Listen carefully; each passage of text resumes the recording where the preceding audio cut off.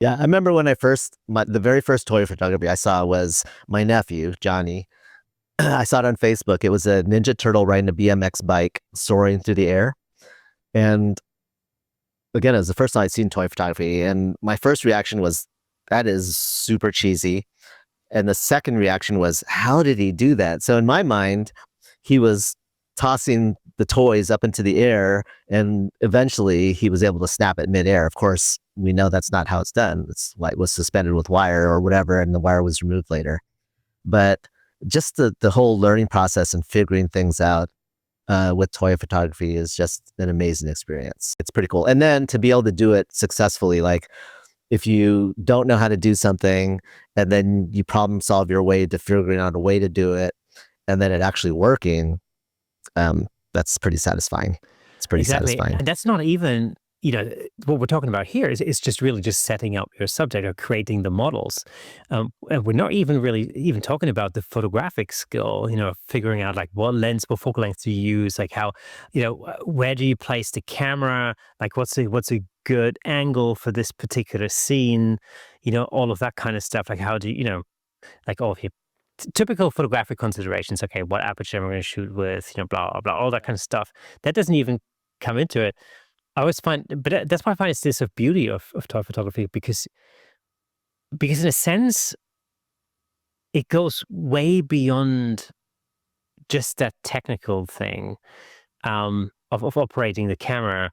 Sometimes when it comes to landscapes and things like that, I sometimes feel that people are so focused on just on the technical that they forget the creative.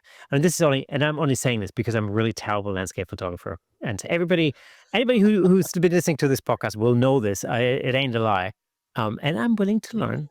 Like, it's, I had some fantastic landscape photographers on the show, but, I don't know much about it.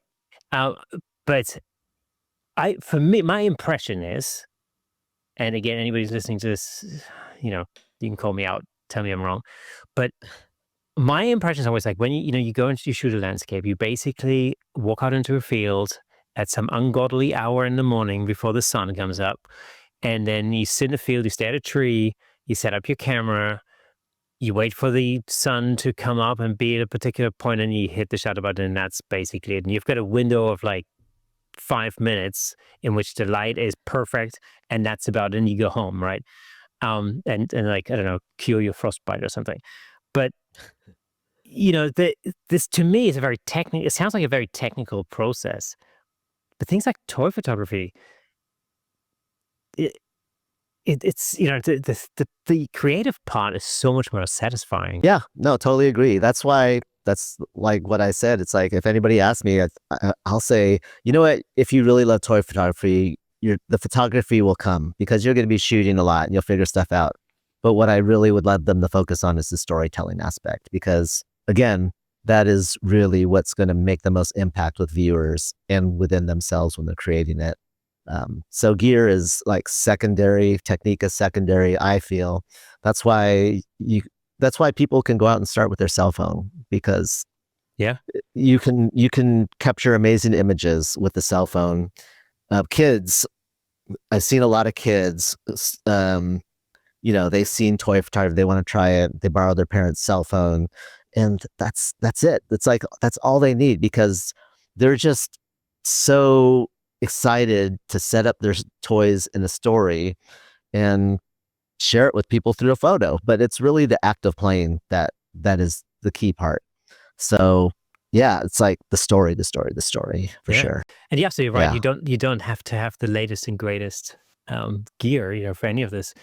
For the longest time, I used to think like, I'd really need to buy a macro lens, to shoot toys and stuff like that. But actually, you don't. Again, there's an episode I did for Platypod where I'm comparing different lenses, different focal lenses. And actually, what I found was that the Nifty 50, just a simple 50 mil prime lens for like $100 or something, actually got some really good results with that. So For sure. no problem. Yeah, so like I didn't really buy any new lenses for toy photography. I couldn't justify it because I had so many L lenses from the wedding photography days. So most people would buy the 100 millimeter macro to shoot toys. I had and still have a 135 millimeter f2 that I use for weddings, and it was a great lens. It still is. So anytime, like with practical effects outside, when I have the room to move back, I'll use that lens. I'll use the 135 millimeter, and I love that it gets me away from the set where where the explosions are happening and the dirt and debris. It keeps the camera safer way back there, and I love the images that it creates. I love the images that it creates. When I'm in a studio with space limitations, usually it's probably my 2470 2.8 or my 50 millimeter f2, which is a cool lens, and rarely, but sometimes my 35 millimeter 1.4, I think. But generally, it's probably my 135. A lot of my early shots were the 135. And talking about gear, when I first started going out to Vasquez Rocks, I didn't have any other lights. I just used natural light. So it's great. I look at those images and they hold up fine. They absolutely hold up fine. So like the lighting was the one thing that didn't carry over from weddings, because I tried to shoot with speed lights, but it wasn't working for me. For me, it makes a lot more sense to get smaller LED lights that are continuous so that I can see exactly where the light is falling. It's so easy to change lighting because you see it in real time. But yeah, otherwise I shoot with all the same lenses. I changed my camera. I think when I finished shooting weddings, I was using a 5D3 Canon. And a couple years ago, I went to the mirrorless Canon R6, which was pretty much a game changer for me. And one of the reasons was because it had a pull away articulating screen. So instead of Yeah. having to lay on the ground, looking through a viewfinder, I could kneel down or sit on a stool and just twist the screen up and look at it from above. That's pretty cool. That's Yeah, pretty yeah, yeah. cool. Yeah. It's like it's those things that make a lot more of a difference than a lot of the other Yes. fancy stuff in the camera sometimes, depending on what it is that you shoot. Yeah. I Uh, mean, you don't need a whole lot for toy photography, right? In a camera.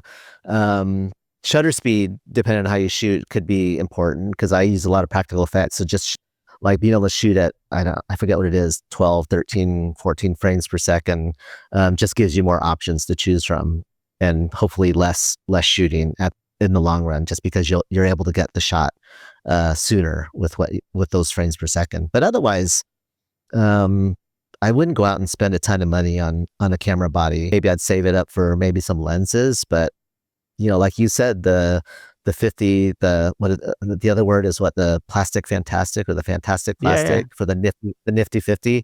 I yeah, mean, that could be your primary lens. If yeah, you're on a budget and it's not going to let you down, you can get that depth of field, whatever you want. yeah. It's great. I It's think great. if you're shooting action figures that are a little bit bigger, like several inches, rather than sort of Lego minifigs,